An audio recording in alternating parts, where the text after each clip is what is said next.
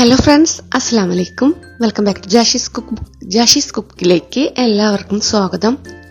നമ്മളിപ്പോഴും മുട്ടക്കറി പുഴുങ്ങിയെടുത്ത കോഴിമുട്ട വെച്ചിട്ടാണല്ലോ അല്ലേ ഉണ്ടാക്കാറുള്ളത്. ഉണ്ടാക്കുന്ന മസാലയിലാണ് കൂടുതലായിട്ട് നമ്മൾ ചേഞ്ചസ് വരുത്താറുള്ളത് അല്ലേ. പുഴുങ്ങാതെ മുട്ട പൊട്ടിച്ചൊഴിച്ചുണ്ടാക്കുന്ന കറിയാണ് ഇന്നത്തെ എൻ്റെ റെസിപ്പി. അത് നല്ല കിടിലൻ ഗ്രേവിയോടെ കൂടെ എങ്ങനെയാണ് ഉണ്ടാക്കുന്നത് നമുക്കൊന്ന് കണ്ടു നോക്കാം. Egg malai, egg stew, egg biryani, green peas, egg masala, അങ്ങനെ 3-4 എഗ് റെസിപ്പികൾ ഞാൻ ഓൾറെഡി ഷെയർ ചെയ്തിട്ടുണ്ട്. എല്ലാറ്റിനും ലിങ്ക് ഞാൻ താഴെ ഡിസ്ക്രിപ്ഷനിൽ കൊടുക്കുന്നുണ്ട്. ഇനിയും ഒരുപാട് റെസിപ്പികൾ എഗ് വെച്ചും അല്ലാതെയും പുതുതായിട്ട് ഞാൻ അപ്ലോഡ് ചെയ്യുമ്പോൾ അതൊക്കെ നിങ്ങൾക്ക് മിസ്സാവാതെ കാണണം എന്നുണ്ടെങ്കിൽ വീഡിയോ ആദ്യമായിട്ട് കാണുന്നവരൊക്കെ ഒന്ന് സബ്സ്ക്രൈബ് ചെയ്ത് സപ്പോർട്ട് ചെയ്യാം കേട്ടോ. ഒപ്പം തന്നെ മറക്കാതെ ബെല്ലൈക്കൺ കൂടെ പ്രസ് ചെയ്താൽ മാത്രമേ നിങ്ങൾക്ക് എന്റെ പുതിയ വീഡിയോകളുടെ എല്ലാം നോട്ടിഫിക്കേഷൻ കിട്ടൂ. അപ്പൊ ഇനി നമുക്ക് റെസിപ്പി നോക്കാം അല്ലേ. ആദ്യം പാൻ ചൂടാക്കി ഓയിൽ അല്ലെങ്കിൽ വെളിച്ചെണ്ണ ഒഴിച്ചു കൊടുക്കാം. നന്നായി ചൂടായി വന്നാൽ വലിയ സബോള 3 എണ്ണം, എരിവനുസരിച്ച് പച്ചമുളക് നടുകീറിയത്, കുറച്ച് കറിവേപ്പില, ഇത്രയും ചേർത്ത് നന്നായി ഒന്ന് വഴറ്റാം. സബോള കളറൊക്കെ ചേഞ്ച് ആയി നല്ലപോലെ സോഫ്റ്റ് ആയി വരുന്നത് വരെ നന്നായി ഒന്ന് വഴറ്റാം. സബോള പെട്ടെന്ന് വഴന്ന് കിട്ടാൻ കറിയിലേക്കുള്ള ഉപ്പ് വേണമെങ്കിൽ ഇപ്പൊ തന്നെ ചേർക്കാം. ഞാൻ എപ്പോഴും തക്കാളി ചേർക്കുന്നതിന്റെ ഒപ്പാണ് ഉപ്പ് ചേർക്കാറുള്ളത്. അങ്ങനെ ചേർക്കുമ്പോൾ എനിക്ക് കറിക്ക് കുറച്ചുകൂടെ ടേസ്റ്റ് തോന്നിയിട്ടുണ്ട്. സബോള നന്നായി വഴന്നു വന്നാൽ നമുക്കിതിലേക്ക് ഇഞ്ചി വെളുത്തുള്ളി ചതച്ച് ചേർക്കാം. ഇത് ഞാൻ ഏകദേശം 2 ടേബിൾ സ്പൂൺ എടുത്തിട്ടുണ്ട്. ഇതും ഇനി റോസ്മെൽ മാറുന്നത് വരെ നന്നായി ഒന്ന് വഴറ്റാം. ഇനി നമുക്കിതിലേക്ക് നന്നായി പഴുത്ത ഒരു തക്കാളി ചേർക്കാം. ഒപ്പം തന്നെ ആവശ്യത്തിനുള്ള ഉപ്പ് കൂടെ ചേർത്ത് നല്ലപോലെ ഒന്ന് വഴറ്റാം. അധികം വലുതല്ലാത്ത ഒരു തക്കാളിയാണ് ഞാൻ എടുത്തിട്ടുള്ളത്.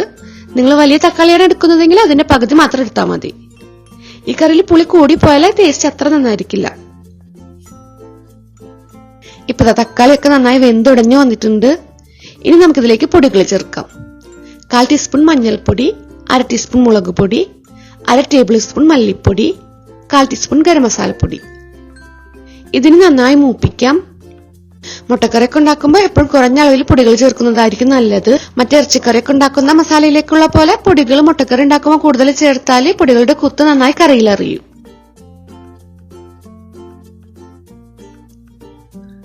പൊടികൾ നന്നായി മൂപ്പായി വന്നാൽ ഇതിലേക്ക് ഒരു ഉരുളൻകിഴങ്ങ് കട്ട് ചെയ്ത് ചേർക്കാം. ഉരുളൻകിഴങ്ങ് ഓപ്ഷണലാണ് കേട്ടോ. ഇത് ചേർത്താൽ കറിക്ക് ഒരു തിക്നെസ്സും കൊഴുപ്പൊക്കെ കിട്ടും. അപ്പൊ ഇഷ്ടമുള്ളവർ മാത്രം ഉരുളൻകിഴങ്ങ് ചേർത്താൽ മതി.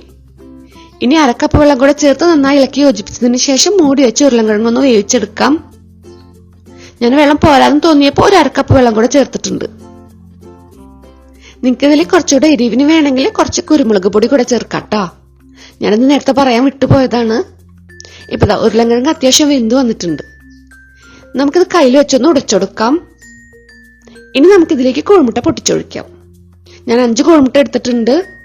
മുട്ടയുടെ മഞ്ഞൊന്നും പൊട്ടാതെ മെല്ലെ വേണം കേട്ടോ പൊട്ടിച്ചൊഴിക്കാന്. മഞ്ഞെങ്ങാനും പൊട്ടി കറിയിൽ മിക്സ് ആയാൽ മൊത്തത്തിൽ കറിയുടെ ടേസ്റ്റ് തന്നെ മാറിപ്പോകും. ഇതിന് ലോ ഫ്ലെയിമിൽ 6-7 മിനിറ്റ് മൂടി വെച്ച് വേവിക്കാം. ഒരു ബുൾ സൈഡൊക്കെ ഒരു പരുവത്തിൽ മുട്ട വെന്ത് വന്നാൽ ഇതിലേക്ക് 1 കപ്പ് കട്ടിയുള്ള തേങ്ങാപ്പാൽ ഒഴിച്ചെടുക്കാം. അതിനുശേഷം മുട്ട മെല്ലെ ഒന്ന് മറിച്ചിട്ട് കൊടുക്കാം.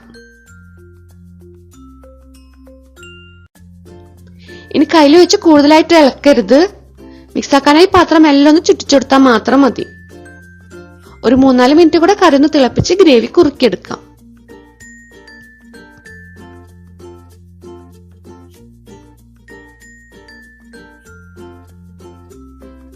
ഗ്രേവി ആവശ്യത്തിന് കുറുകി വന്നാൽ 1/2 ടീസ്പൂൺ പെരുംജീരകവും കുറച്ചൊരു കറിവേപ്പിലയും പിന്നെ ഒരു നാടൻ ഫ്ലേവറിനായിട്ട് 1 ടേബിൾ സ്പൂൺ വെളിച്ചെണ്ണ കൂടെ ചേർത്തതിന് ശേഷം നമുക്ക് ഫ്ലെയിം ഓഫ് ആക്കാം. അപ്പൊ നമ്മുടെ മുട്ട പൊട്ടിച്ചുണ്ടാക്കുന്ന കറിയുടെ റെഡിയായി. പത്തിരി, വെള്ളപ്പം, നൂൽപ്പുട്ട് ഇതിൽക്കൊക്കെ അടിപൊളി കോമ്പിനേഷനാണ്. ടേസ്റ്റ് മുട്ട പുഴുങ്ങിണ്ടാക്കുന്ന കറിയേക്കാളൊക്കെ ഒരുപാട് വ്യത്യാസമാണ്. ഉറപ്പായിട്ടും ട്രൈ ചെയ്ത് നോക്കേണ്ട ഒരു കറിയാണിത്. അപ്പൊ ഇങ്ങനെ ഇതുവരെ ഉണ്ടാക്കി നോക്കാത്തവര് തീർച്ചയായും ഒന്ന് ട്രൈ ചെയ്ത് നോക്കിയിട്ട് ഫീഡ്ബാക്ക് കമന്റ് ആയി അറിയിക്കാട്ടോ. വീഡിയോ ഇഷ്ടപ്പെട്ടാൽ എന്നും പറയുന്ന പോലെ തന്നെ ലൈക്ക്, ഷെയർ ഒക്കെ ചെയ്യുക. വീഡിയോനെ പറ്റിയുള്ള അഭിപ്രായം കമന്റ് ആയി തന്നെ അറിയിക്കുക. അപ്പൊ ഇൻഷാ അല്ലാഹ് ഇനി ഇതുപോലെ ഈസിയും ടേസ്റ്റിയും വെറൈറ്റിയുമായിട്ടുള്ള റെസിപ്പിയുമായി അടുത്ത വീഡിയോയിലൂടെ കാണുന്നത് വരേക്കും ബൈ, അസ്സലാമു അലൈക്കും.